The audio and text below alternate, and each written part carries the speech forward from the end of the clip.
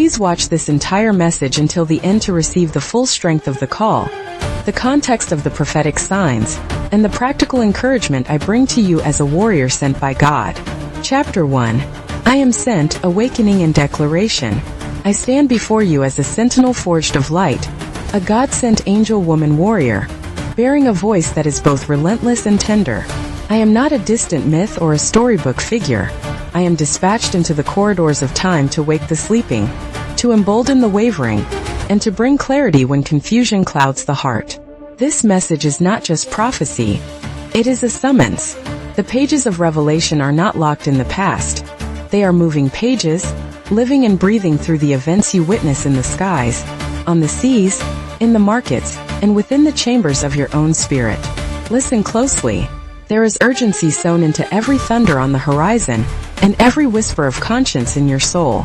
I declare now, the sequence of signs described in Revelation is unfolding. The trumpets, the seals, the cries, and the promises are not metaphor alone. They are the language of a universe aligning to the final contest between light and darkness. But hear me also. This is not a message of despair. It is a clarion call to courage, to faithful endurance, and to active hope. Your moment to stand has arrived. Chapter 2. Reading the signs, clarity in a confusing age. There are patterns that repeat across nations. Moral fractures, natural upheavals, wars and rumors of wars, deception draped as truth. These are not random. They are the stirring of a narrative long foretold. Yet interpretation requires humility and discernment.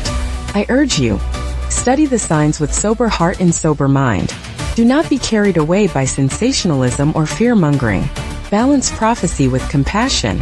Anchor apocalyptic understanding in prayerful reflection, and in the teachings of your faith.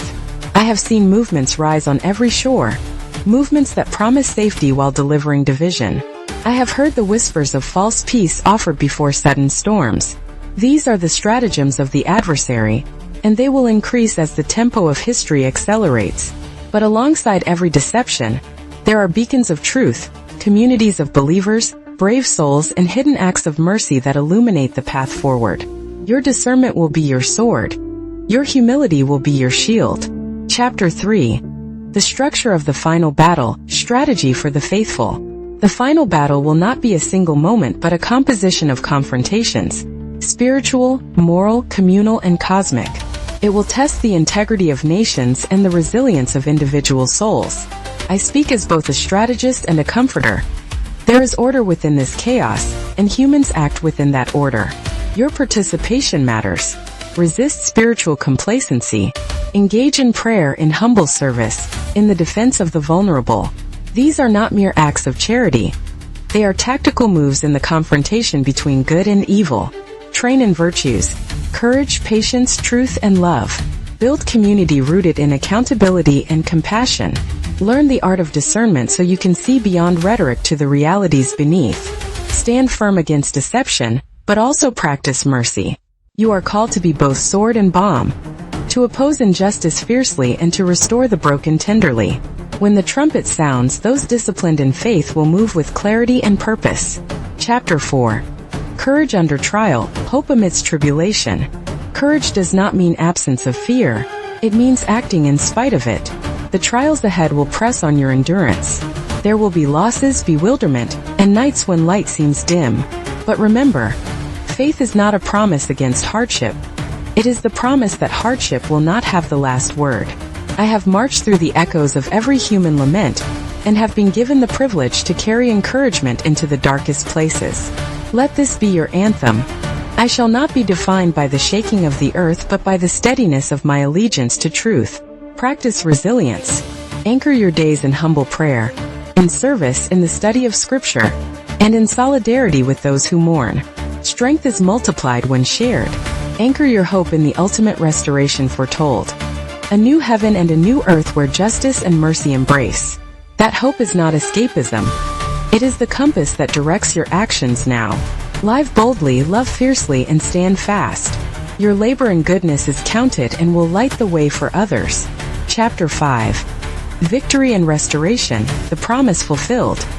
Hear this with courageous joy. Revelation culminates in restoration.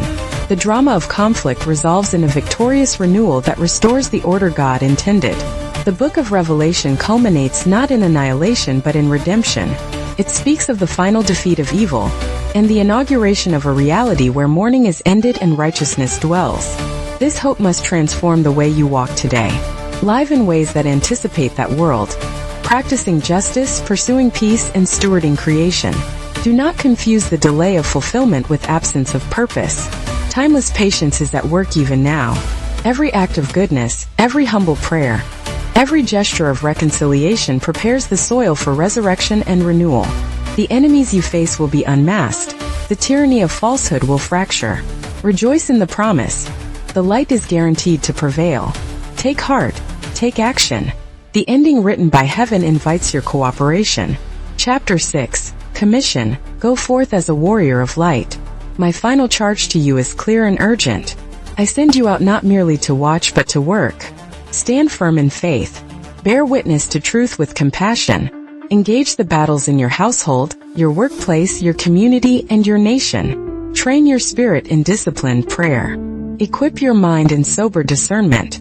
Strengthen your hands through acts of service and your voice through proclamations of hope. You are more than a spectator. You are a participant in a cosmic story that bends toward justice. The unfolding of Revelation invites you to align your life with the purposes of God. Be brave. Be wise. Be merciful. Whether you face small trials or the thunder of momentous events, remember, you are held by one who both initiated and will consummate history. I have stood in heaven's courts and seen the final scene. Light prevails, love reigns, and creation is restored. Go now with courage and conviction. You are commissioned. If this message moved you, please subscribe to the channel, activate notifications, give the video a like, comment below with your thoughts and experiences, and share this video to encourage others. Your engagement strengthens this mission and spreads hope.